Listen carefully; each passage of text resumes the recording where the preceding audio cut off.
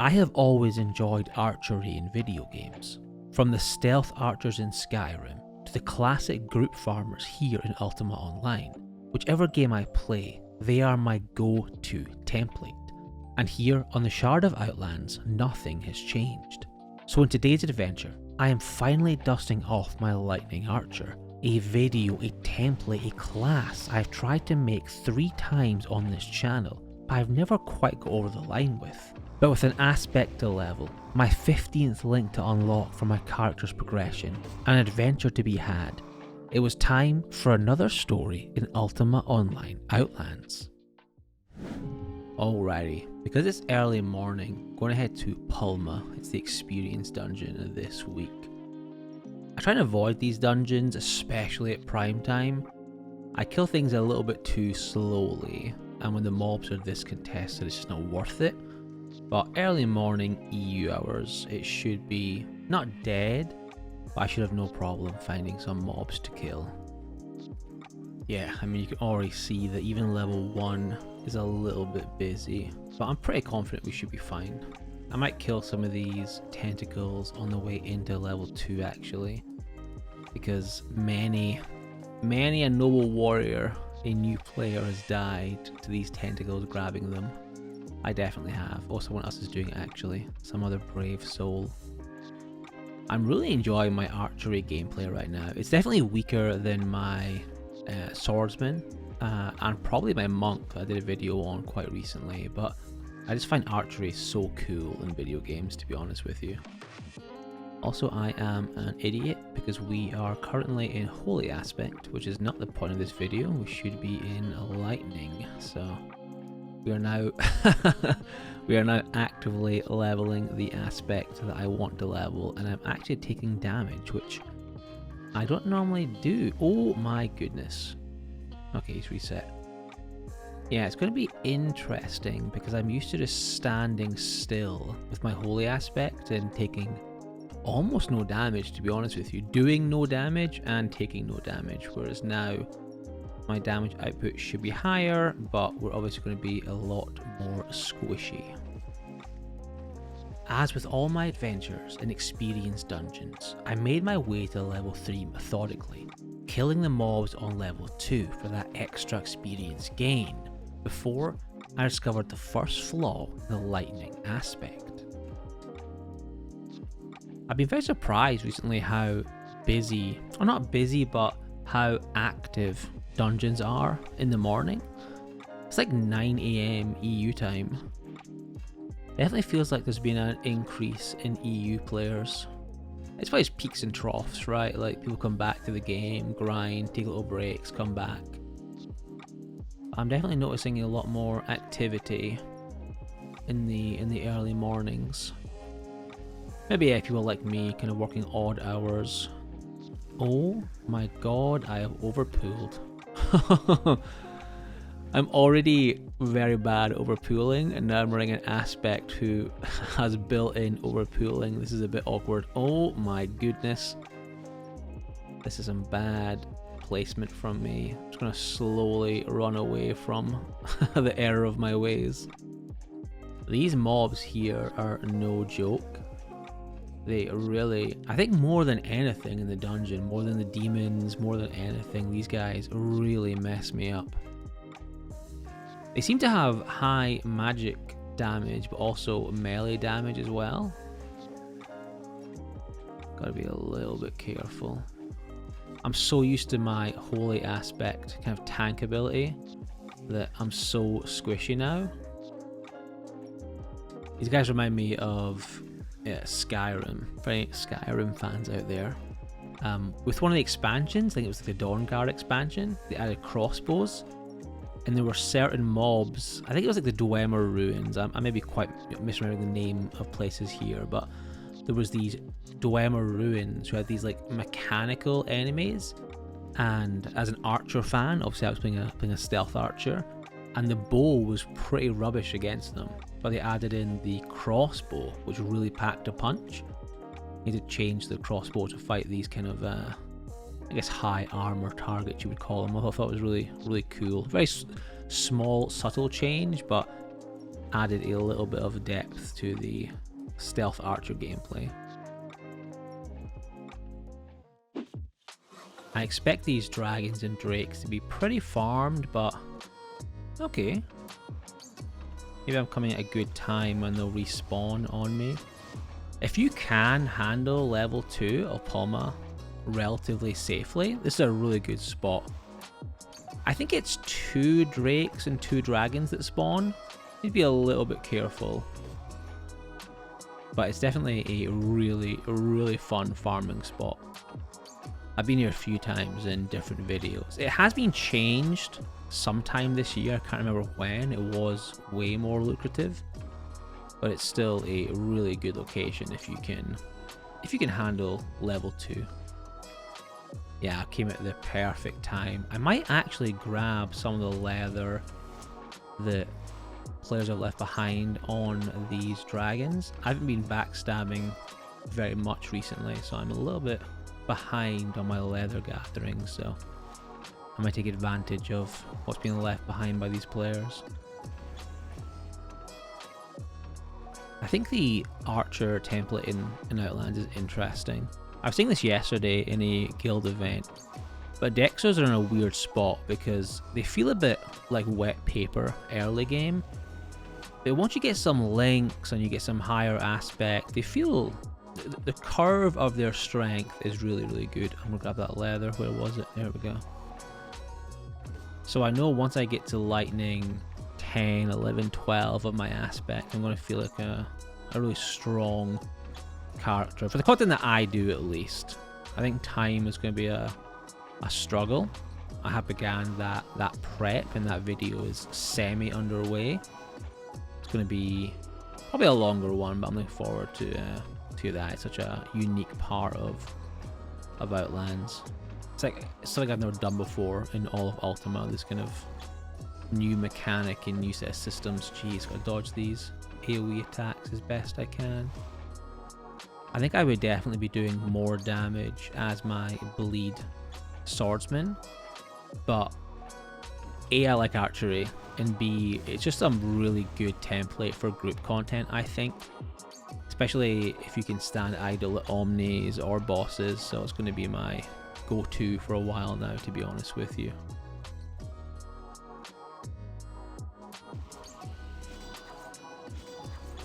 Oh, I've pulled that guy's Drake by... I say by accident. It wasn't an accident. I pressed my auto attack nearest button, but I didn't mean to attack his Drake. I've stolen his aggro. Oh my goodness, I'm perma-poisoned. Oh my goodness, please. Oh nice, we've got a little healer over in the corner. I have to apologise to this guy. It's not a big deal, right? But it is kind of annoying as a Dexter if someone steals your mob. It loves my show. Makes it sound like I do some sort of only crumpets. Your channel, yeah. What a guy. Maybe that's the future iteration of my content. The only crumpets. What a nice guy. And a paladin as well. Listen. A noble paladin. Holy aspect is so fun. I think it's my most overused comment at the moment in all of my videos, but it's so underappreciated, especially if you get to a higher level. Obviously there are way better aspects than holy. I really should do frost at some point. I'm not sure what oh my god.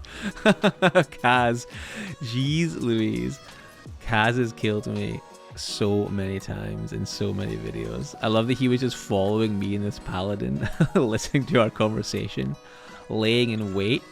He's not even attacking me, and I'm gonna die. Oh my goodness. Oh yeah, you know what? Time to go. Go, go, go, go, go. Oh, sorry. Okay. Just the sheer sight of the stealth PK Kaz. I almost die. Goddamn. As Pulma became busier and busier, with higher tier players coming and taking my spawns away from me, I made my way to Shadowspire Cathedral to farm the 75k society And that's where I really found the true enjoyment of this template, thanks to a chance encounter. Gosh, I wish I liked majory characters more for PVM. I just find them, I would say a bit boring, but I'm standing still firing arrows, so I'm not the height of gameplay. But I don't know, I just find warriors and dexers in Ultima more interesting to look at from a PVM point of view, but there's no doubt. Oh, there's a Sir Shrimpington. Hell yeah. I don't think I've ever seen him in the wild before. Shrimp does a variety of it. Oh my god, he's a backstabber. He has left me to die. This son of a... Oh my god, he panic hid and he has left me on cleanup duty. Son of a gun. That's so funny. I would have done the exact same thing. That's amazing. Just that whole area of the dungeon respawning at once was comedic timing at its best. After bumping into Shrimp in SSC, I joined his Twitch stream where he invited me and anyone else who wanted to come along for a group farming session in SSC. So, I did what I hadn't done for a long time. I grouped up with people outside of my guild, got ready to take on one of the most difficult dungeons in Outlands. Heck yeah, we're in the party. We have a few good players coming along actually. We've got Angry Cactus, I think Shoes is going to make an appearance, so they can carry us to the depths of SSC. Oh my god, Shoes has pulled every mob towards us. Gee. Okay, luckily he's keeping me alive. This is where being an archer is so useful because I can just stay at the back. Oh, my god, why is he pulled so much? This is definitely what I envisioned this template being though when I first wanted to make it. Was a template that could hinder, that could shock, that could do some decent AoE, and really just be useful in kind of team-based combat. Oh my goodness. I was trying to say lol on Twitch chat to Shoes, and a mob appeared. But there's so many mobs still. I actually can't go over how big a pool he's done. This is so funny. This is definitely where I can see this template being at its best, because I love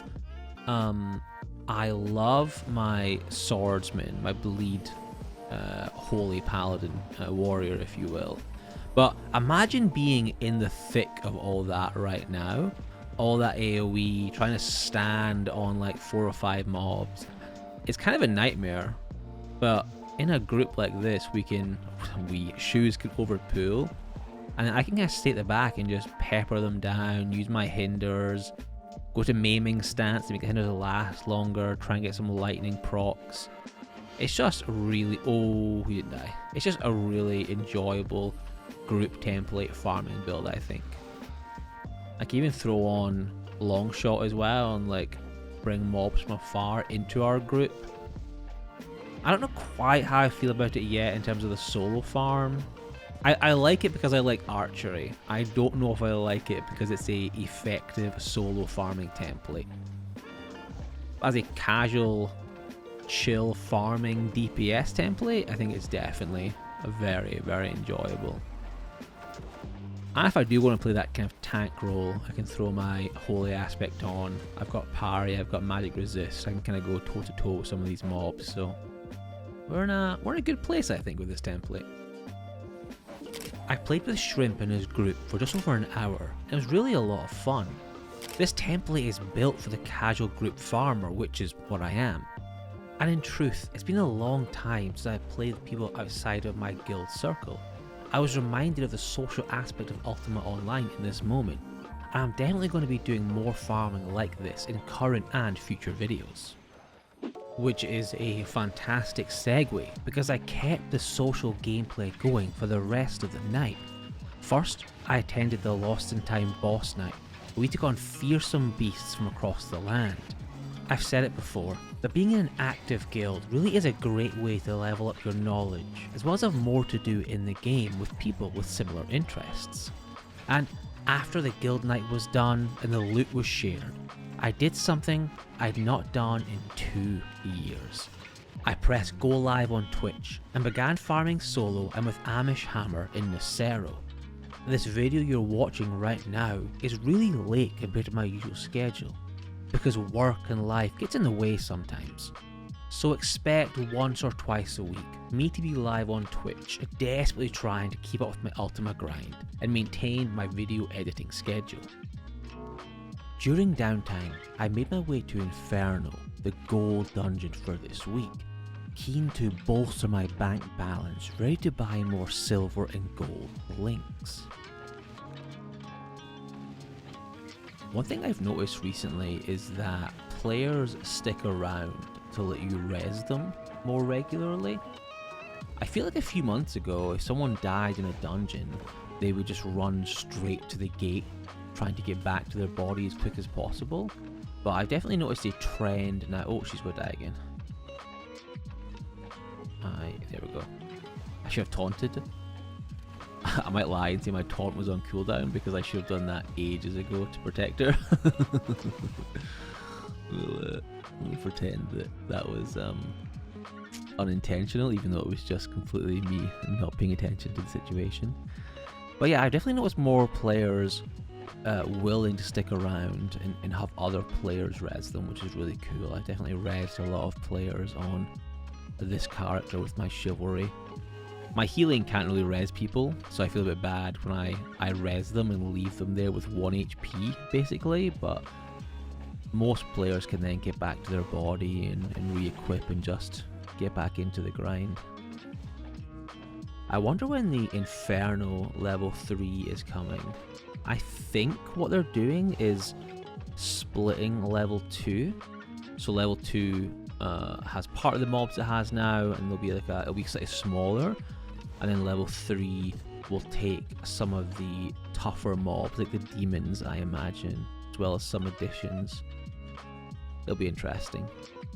Inferno's a strange dungeon because I actually like that it's different, if that makes sense. Like, it's so big, the level 2, but in some ways that makes it quite unique and different to farm than the other dungeons. Like, Aegis is quite small in terms of each of the floors, whereas Inferno, I think at first it feels too big, but actually I think that makes it very unique in comparison. And then of course we got Tidal Tomb launching soon, TM. That'll be interesting. I don't think I wasn't really active when Crawl Hive launched, so I didn't get to see what it's like to farm a dungeon on launch day. It is going to be chaotic.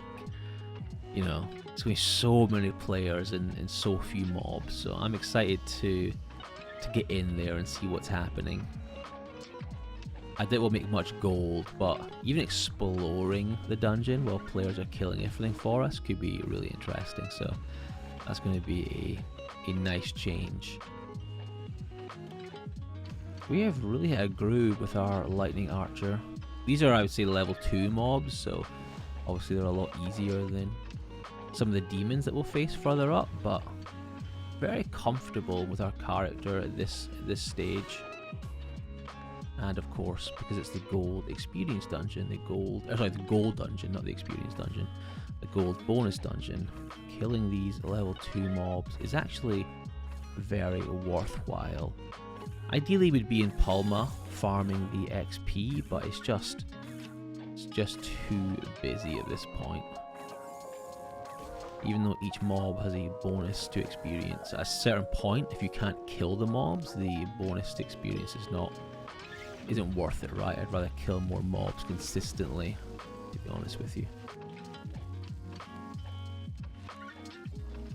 In truth, the focus of this video changed the minute I took the Lightning Archer into group play. I realized there and then that unlike my other videos, my other templates, where I greatly enjoy the solo grind, this template was lacking, or it felt lacking to me at least, in that solo gameplay.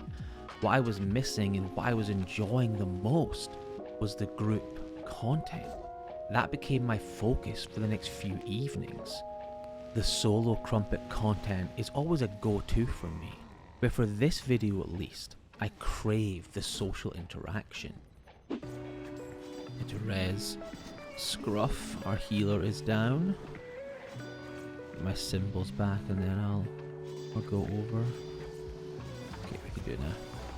Oh, that's awkward. There we go, nice. I can't heal at the moment. My symbols are in a little bit of disarray. I'm so used to having a holy aspect where you can basically just spam chivalry abilities constantly. I also feel like if you're keeping a holy aspect counter, like a bingo card, I've said it a lot. I'm so sorry.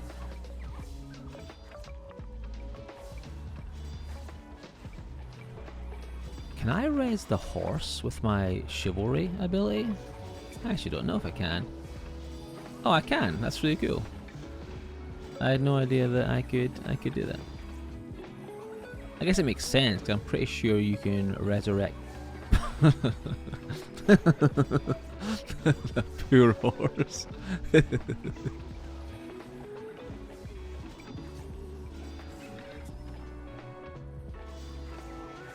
Alright, let's get the horse again. Take 2. Oops, did I miss my target? There we go. Horse is now alive. Back on the battlefield. Okay, I swear this is not intentional. It's so funny. This is like my new mini game. How many times can I rest this horse in one T8 mini boss? I'm also muted. I don't record the guild Discord, I should say, so you're not hearing anyone. But I'm giving no warning that I'm gonna res the horse. It's like my 4th. Is that the 3rd res? Is this like immediate 3rd AOE? The horse dies. Oh god. Poor Scruff, keeping us all alive while I just abuse her poor little horse. Oh gosh, that was my fun little mini game during the during the boss. We are pretty close to our next link though. That's really exciting. I really want to get my 15th link in this adventure. I'm not sure we'll get it tonight, to be honest with you. We might get it tomorrow. Decent damage as well from our archer, 50k on that mini boss. I would definitely do way more, probably pushing 100k on my paladin, my axe bleed warrior, but I'd also be right at the boss's feet, right, take more damage, and I guess it's a lot easier to see what's happening with the archer at group events. You can stand a bit further back, survey the scene, rest someone's horse 4 or 5 times, you know, it's a it's a good adventure. We did a host of level 8 treasure maps that evening, and in the end I was lucky enough to receive a silver link from the distribution. But at the risk of sounding like a broken record, I've mentioned holy aspect numerous times in this video, and I'm pretty sure in this video and beyond I've mentioned guilds numerous times. As a new or casual player, I can't recommend guild gameplay enough. Finding an active guild, small or large, really will change how you interact with Outlands. If you're on the fence about doing so, or you haven't yet joined or found a guild, I strongly recommend you check the guild recruiting channel in the official Discord. It really will add depth to your gameplay and make the Outland experience more enjoyable, at least in my opinion. It's funny how the more you play, the more things change, which makes sense, but this boss used to kill me all the time on any echo I brought here. Bard, warrior, it didn't matter. Whereas now, I mean, I'm on my archer, so I'm further back, but now I think I'm just more used to where to stand, where to move, what's happening. I know that makes total sense, like you're learning, but I always thought this was a really tough boss. Ooh, I got the token of heroism, heck yeah. I've only got that a couple of times, and I'm going to give it immediately to someone else so it doesn't get stolen from me. Let's give it to Osbert. I don't want the responsibility.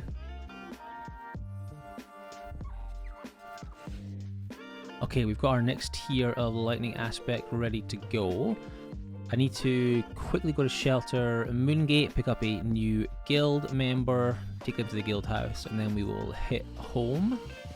I bought the cores before this on my alt character, so I had them ready. I want to be prepared in advance. There's not a lot of downtime between bosses. You don't want that, right? You don't want to do a boss and wait like 10 minutes for the next one. You want to kind of keep going and keep the train moving, so to speak. So we will quickly head to the main gate. I've told them I'm coming in Discord. I'm trying to balance recording for the video and talking in Discord, and I'm doing a pretty bad job of it.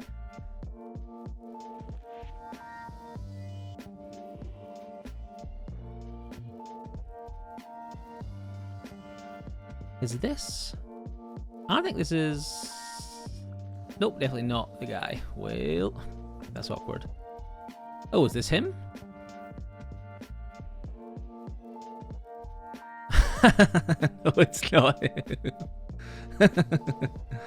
24 hours of pirate would be a fun video. I've been sleeping on my ceiling videos. I really do apologize. I've said I'm gonna do one. This is the backstabber here. He's a backstabber, of course. Okay, I'm gonna bow to this guy. Don't be rude, but we've got lots to do. I have to get to the guild house and then recall immediately to my house and get our lightning aspect unlocked. I'll repair my armor. Okay, he's here. I'm gonna let those guys deal with him in the nicest possible way. Oh, I'm definitely nothing. I was unmuted for a second, but it's not a problem. Okay, let's go home and let's level up our lightning aspect. Very nice. Got everything good to go just here. Just gonna take out as many as I need. And I've got the distills here. I think I'm going blind. Where are they? There they are. Lovely. Tier 11 lightning. Feeling really good with lightning now, to be honest with you. I mean, it feels good lore aspect as well, but as I've complained about repeatedly in this video, I was definitely very used to my higher tier holy, and having a lightning right now, having lightning now around 10 or 11 just feels really, really good. And then, on the very next boss, the Shadowspire Cathedral main, I finally hit the goal I'd been aiming for the majority of this video. I'm just going to deal with some of these ads because the gargoyles with the bleed can really mess Dexers up, especially some of the backstabbers we have. So I just want to deal with these a little bit. Actually, I think the summoner is doing with them just fine. I think I'll move back down to the boss. Oh, bells.